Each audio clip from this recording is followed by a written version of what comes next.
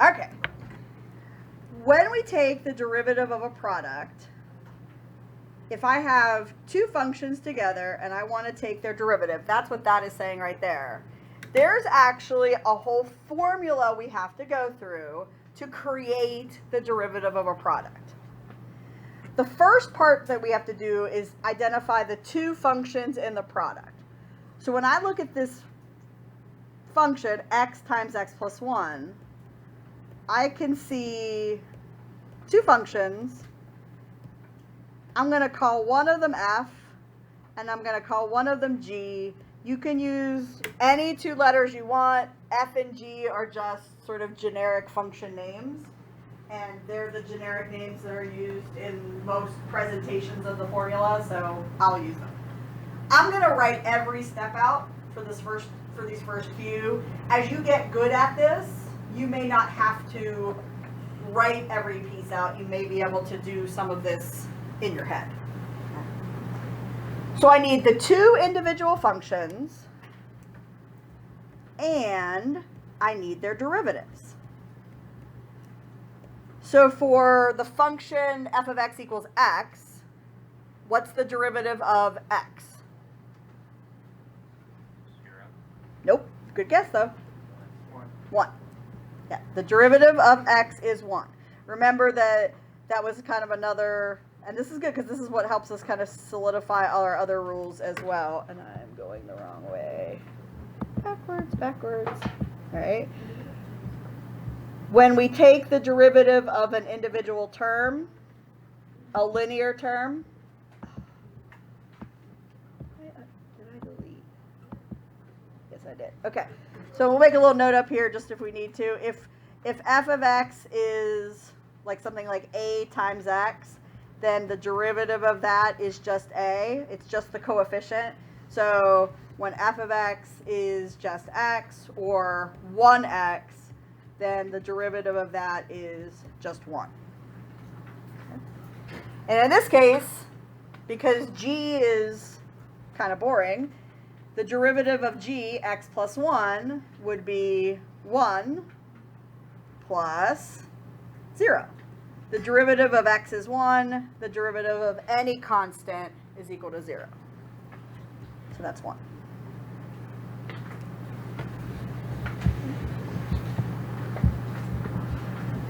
So I've got f, I've got g, I've got f and g's derivatives. F and g are the two individual functions that are creating the product. So when I create my derivative, here's how I'm going to do it. I'm going to take my g function, and I'm going to multiply it by the derivative of f. And then I'm going to add on to that the f function times the derivative of g.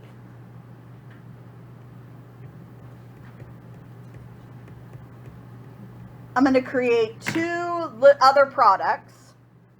The derivative of a product of two functions is a sum of the product of two products. One of the products is one of the functions times the derivative of the other, and then flip that, reverse it. You keep one function the same, take the other function's derivative, put those two together, and then reverse it. Whichever one, you leave one of the same, take the other's derivative. So in this problem, when I put all these pieces out there, actually let me do this so it's in the, on a nice screen. Boop.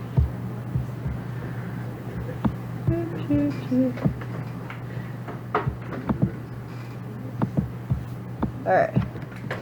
So that means we're going to have x plus 1 times 1 plus x times 1, because this is the g, this is the f prime, this is f, and this is g prime.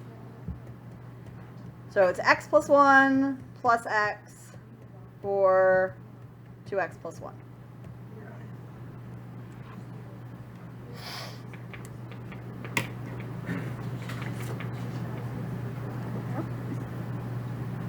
Yes. What exactly is the 2x plus 1? Like, what is that? That is the derivative. That is the function that could measure the slope of this function. This function is the product of two other functions. So when we wanted to think about this function's derivative, how you would measure the slope of any point at any point on this function, we have another function that does that. Because when you have something that's a curve, and you wanted to think about the slope at any one point on that curve, it will be different things. It depends where you are. You know, if I have a parabola curve, if I'm over here and I measure that slope versus that point, measure that slope versus that slope versus that slope, I get different slopes depending on what x is. The slope depends on the x value on the curve. So the slope ends up as its own function. When you have a line, because the slope is always the same, we don't talk about, we say the slope's just a number because it's a function it's a constant function. So then to find the slope at like a certain point, you plug in the x point into what we just found? Yes. Oh. Yes, if I wanted the slope if I wanted this slope right here, if this was the curve of the line, and so this was the original function I started with, that thing I just calculated would tell me the slope at any given point. Okay. I think that's actually a very very important piece of stuff. Like, what are we doing? We're coming up with a way to find slopes to the curves of different functions. Slopes that are at one point, which represents change in one instant. The slope of the tangential line? Which is the slope of the tangent line. Yeah. Okay, now, I absolutely hear you in your head, some of you, screaming, because I would be that person, that if I just did this, right? If I changed the problem, if I made it not a product, you're like, dude, I can do a product. I'll distribute that all day long. X times x plus 1 is x squared plus x. So this is not a product anymore. So I don't have to use product rule for the derivative. I can use power rule on individual terms. And if I use power rule on individual terms, my derivative is 2x for the x squared plus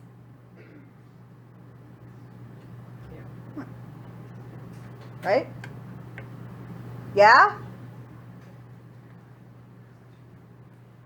I did it one way, and I know that's on the other screen, but I did it this way, and I got 2x plus 1. I did it this way, and I did 2x plus 1. So now I circle back. So why do we have to do it this way? Well, you don't have to every single time. If it's a product that you can change out of being a product, if you can FOIL, then sure, you won't need product rule if it's not a product anymore.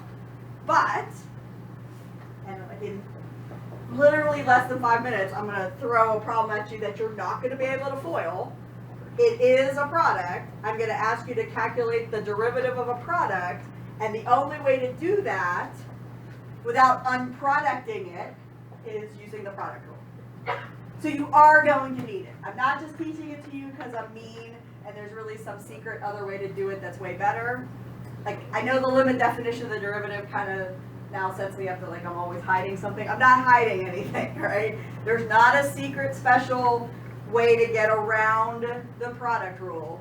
The product rule is going to be a necessity. Now, when you look at the product rule written down here, it's just two different ways to say the same thing. D dx is the derivative. The derivative of f times g is g times the derivative of f df is derivative of f, and this part just tells you that f is written in terms of x. So it's the g function times the derivative of f with respect to x plus the f function times the derivative of g. Keep one, change one. Mr. McCorkle, my calculus teacher, used to say, keep one, change one. You keep one function the same, you change the other one to its derivative. You reverse that on the other side, you add those pieces together. Says the same thing. F times g derivative, the little prime, means I'm looking at the derivative of f times g.